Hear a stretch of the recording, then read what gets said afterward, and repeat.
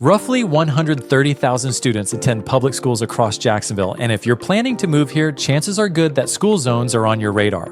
What most people don't realize, though, is just how much school zoning impacts your day-to-day life, from your commute and neighborhood to your home value and even resale potential down the line.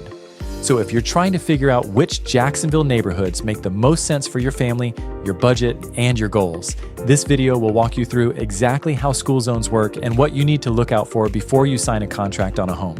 Welcome to my YouTube channel. My name is Josh Rogers. I'm a real estate agent here in Jacksonville, and I lead the F3 home team that helps families relocate here every single week.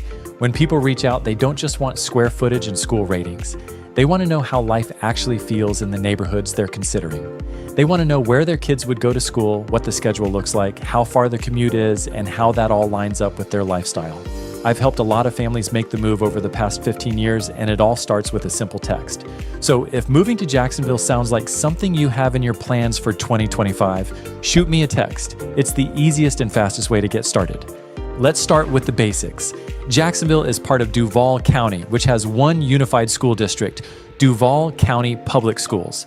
That means school boundaries or zones are determined by your residential address. So when you buy or rent a home, your address will automatically assign your child to a specific zoned elementary, middle, and high school.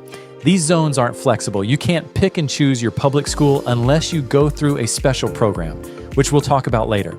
That's why two homes just blocks apart can send kids to completely different schools, even if they're in the same neighborhood. So before you fall in love with a house, you need to verify which schools it's actually zoned for.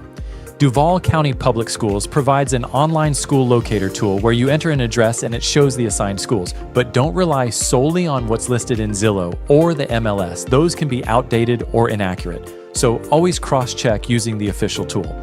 Now let's take it a step further. One thing a lot of people don't realize is that school zones are not permanent. As Jacksonville continues to grow, especially in areas like E-Town, Bartram Park, and the North Side, the school board sometimes redraws zone boundaries to balance student populations. For example, if a new elementary school opens to ease overcrowding, neighborhoods could be rezoned. This happened recently with Mandarin Oaks Elementary School zone, so even if you're buying in a zone with an A-rated school, it's worth asking if there are any plans for rezoning. You can also check school board agendas or talk to current parents to get the inside scoop. This is especially important for new construction neighborhoods. If you're buying in a growing development, your assigned school today might change by the time your youngest kid hits middle school. Now, if you're not sure the zoned school is the right fit, there are other public options too, which are called magnet and charter schools. Jacksonville actually has over 50 magnet schools and dozens of public charter schools, and these can be an amazing option if you're looking for something beyond the typical neighborhood school. Some of them focus on the arts, some on STEM or international studies, and others offer programs for gifted students or language immersion. Now, the big thing to understand is that these schools aren't tied to your address. You have to apply, and it's usually a mix of lottery selection, how much space is available, and sometimes even academic or talent screenings depending on the program.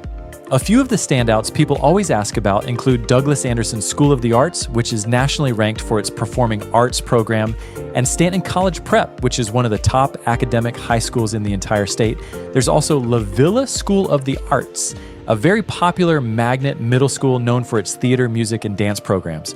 On the charter school side, you've got options like River City Science Academy and Duval Charter School at Southside.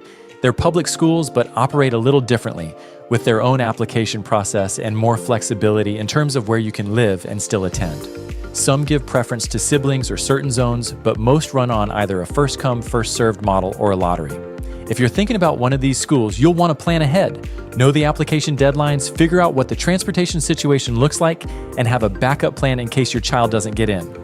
These are great programs, but they do require a little more work and a little more planning up front. Now let's move the radar a bit and talk about school ratings. When people ask about good schools, they're often referring to school grades set by the Florida Department of Education. These grades are mostly based on state test scores, graduation rates, and student progress over time. But the truth is, an A-rated school doesn't always mean it's the right fit for your child. These grades don't measure school culture, teacher quality, principal leadership, parent involvement, or how well the school supports students with special needs.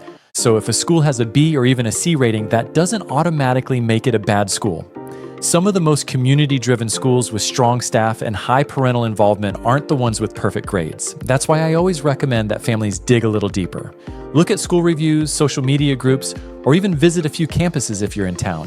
Talk to other parents, check out the PTA, or ask your real estate agent which schools people in the neighborhood actually send their kids to. Now, for families looking at private education, Jacksonville has plenty of great options. Private schools are popular in certain areas like San Jose, Beaches, and parts of Mandarin. You've got options like the Boley School, Episcopal School of Jacksonville, Providence School, and Beaches Episcopal, just to name a few. If you know your child will be attending private school, that does give you more flexibility on where you live. But you'll still want to factor in drive time, after-school pickups, and community feel, especially if you're building friendships around the school network. Some families choose to live closer to private schools, even if it means paying a little more for housing just to cut down on the daily logistics. If you're loving the video so far and are actively planning a move, and you're also looking for the right local team to take you through this process, go ahead and shoot me a text. We'll help you find the best neighborhoods that fit your lifestyle, budget, and family requirements. Now let's talk real estate. Homes in A-rated public school zones typically carry higher price tags, but that often comes with stronger resale value and buyer demand when it's time to move. Areas like Mandarin, E-Town, and Bartram Springs have seen this play out year after year. But it's also important to look beyond ratings and think about stability. Are schools overcrowded? Is the district building a new campus nearby? Are zoning lines expected to shift? These are the questions I help families dig into, because buying a home is not just about today. It's about what happens 3, 5, or even 10 years from now. At the end of the day, school zones in Jacksonville can really shape how a neighborhood feels and how your day-to-day life runs. While I'm not here to pick the perfect school for your kids, I can absolutely help you understand how the zoning works and how it connects to the homes and communities you're considering. So if you're serious about moving to Jacksonville and want help finding a home that aligns with your lifestyle, your commute, and your comfort level with the nearby schools, just text me. I'll help you feel confident in your next steps and save you a whole lot of second guessing. Thanks for watching, and I'll see you in the next video.